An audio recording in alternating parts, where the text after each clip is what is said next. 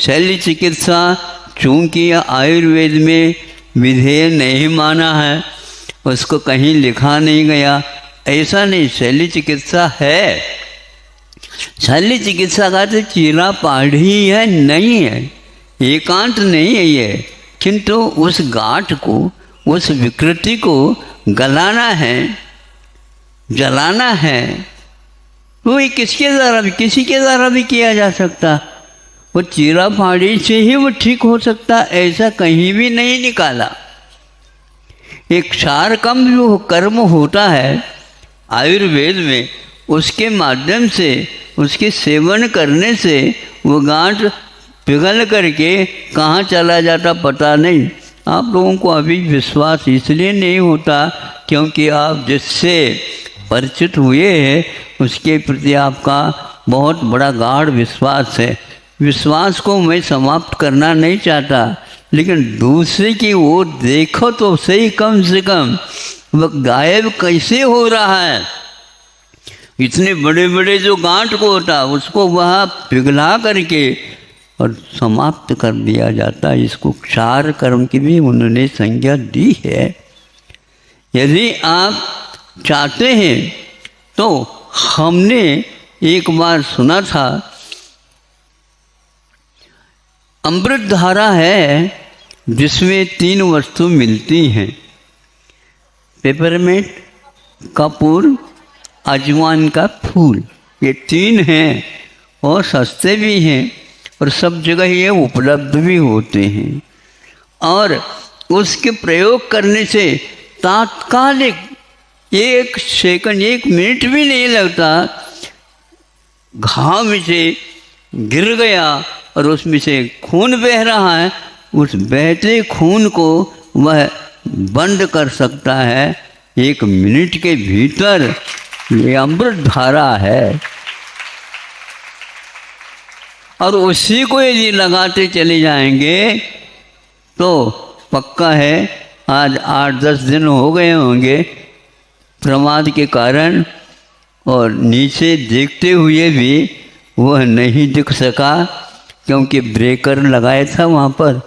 तो हमने कहा ये तो रंग है, लेकिन वहाँ पर कुछ ऊंचा बनाया था तो हाथ जा कर के टिक गया, तो वहाँ पर घाव हो गया और खून आ गया। इसको लाओ, ये लाओ, लाओ, ये कुछ भी नहीं लाओ, यदि अमृत धारा है तो लाओ। और उसको लगाने से आधा मिनट भी नहीं लगा, खून जहाँ जहाँ से आ रहा था वह रुक गया। ऐसे 2-3 उदाहरण मिले। हमारा तो विश्वास अमृत धारा के ऊपर जम गया।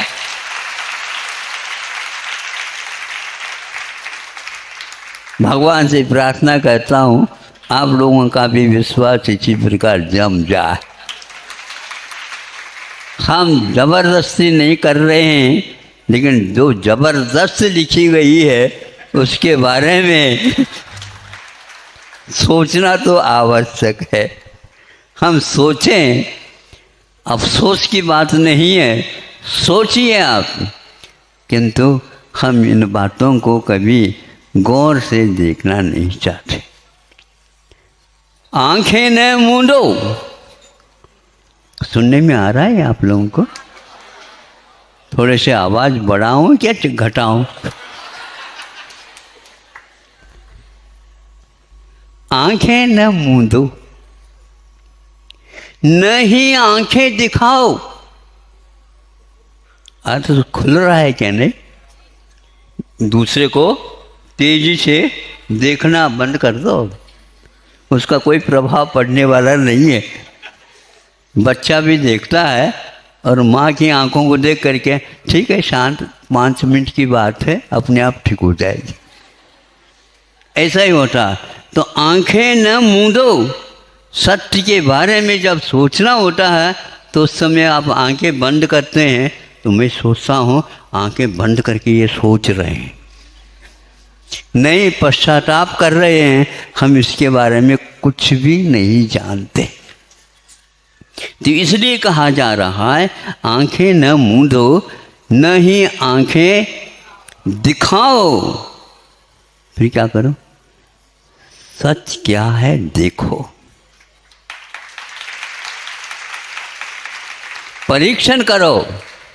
विश्व में हाहाकार हो रहा है एक रोग के पीछे, अभी भी वह दवाइयाँ बन रही हैं। दवाई नहीं बन रही महाराज, केवल इकट्ठा हो रहा है। तो इतने परिश्रम क्यों कर रहे हो? नोट इकट्ठा करो और यह 2000 का नोट गायब हो जाएगा तो अपने आप ही आप दोगे, ये पक्का है। ये मालूम है कि भारतीय परंपरा में प्राय करके गाड़ करके रखते हैं। नोट को गाड़ करके मत रखा करो। वह चांदी की मुद्रा, पंचम चार जिसको बोलते आप लोग, यूं करके ऊपर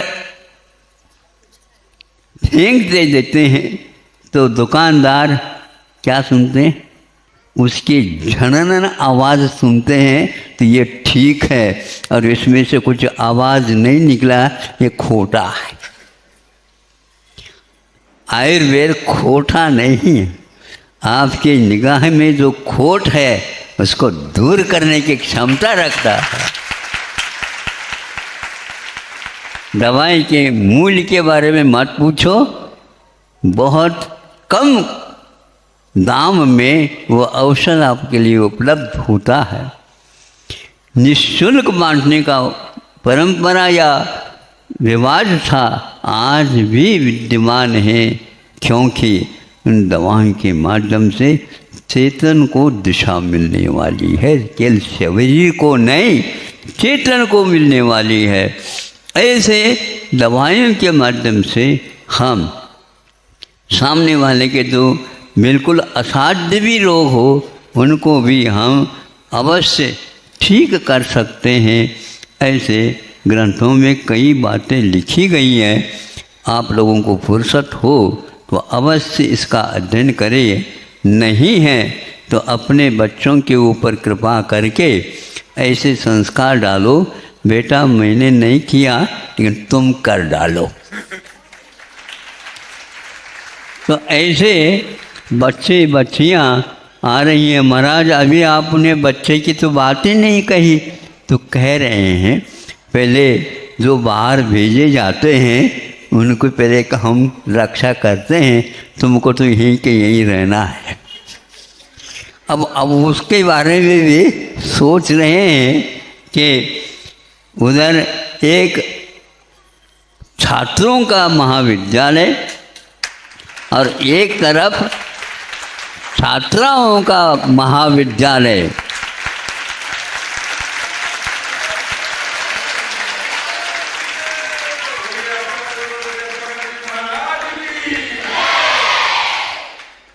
कई बच्चों की मांग थी, भैया मैं महाविद्यालय से डरता हूँ क्योंकि हमने विद्यालय देखे, महाविद्यालय नहीं। किंतु अवश्य हमारी भावना है कि आप लोगों को भी मिले, लेकिन जब तक आप लोगों का संकल्प ठीक नहीं होगा, अस्थिरता गायब नहीं होगी, तब तक ये कार्य किया नहीं जा सकता। इसलिए उसको दूसरे चरण में रखा है। 1 वर्ष में 100 इधर और 100 इधर, एक साथ 200 का प्रवेश और 5 साल के उपरांत एक साथ 200 का वैद्यों का यहाँ से निकलना होगा।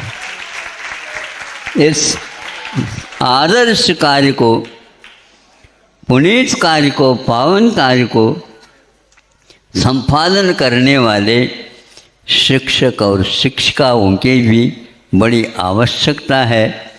और बहुत ही छानबीन करके दूर दूर से उन वैद्यों को, उस पैथी को, उस पद्धति को, जो कि केवल मात्र भारत में केरल के स्थान में ही वह रह रहा है, किंतु इधर भी लाने का प्रयास उन्हीं विद्वानों के द्वारा हो रहा है।